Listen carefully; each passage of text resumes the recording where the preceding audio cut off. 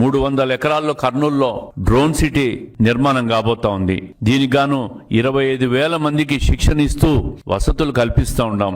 Drone city ఏర్పాటులో దాదాపు 40,000 పైచిలకు ఉద్యోగ కల్పనకు ప్రభుత్వం కృషి చేస్తా ఉంది.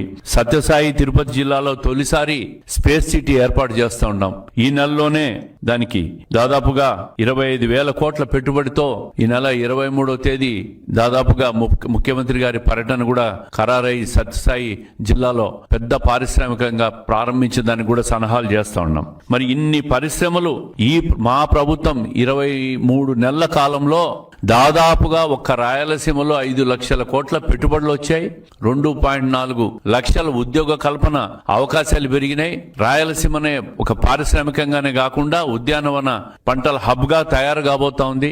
కరువు అనే మాట లేకుండా పోతా ఉంది. అదే విధంగా మౌలిక వసతుల కల్పనకు రైల్వే లైన్స్ గాని నేషనల్ హైవేలు గాని అన్ని రకాలుగా కూడా రాయలసీమలో 4 జిల్లాలకు కూడా అనుసంధానం కేంద్ర ప్రభుత్వ సహకారంతో జరుగుతోంది. ఇవన్నీ కూడా ఇంత పెద్ద ఎత్తున పెట్టుబడులు వస్తున్నాయి, ఇంత పెద్ద ఎత్తున మౌలిక వసతుల కల్పన జరుగుతూ ఉందంటే అది చంద్రబాబు నాయుడు గారి ఫేస్ వాల్యూ అని చెప్పి ప్రజలకు తెలియాలని చెప్పి నేను చెప్తా ఉండా. దీని వెనక నిరంతరం ఐటీ మంత్రి నారా లోకేష్ గారి కృషి ఎంతైనా ఉంది. ఆయన కృషి వల్లే ఈరోజు రాయలసీమని కాకుండా ఆంధ్రప్రదేశ్ అంతటా కూడా ముఖ్యంగా విశాఖపట్నంలో గూగుల్ డేటా సెంటర్ వచ్చిందంటే అది కేవలం నారా లోకేష్ గారి కృషి అని చెప్పి కూడా ప్రజలకు తెలియాలని చెప్పి చెప్తా ఉన్నాం.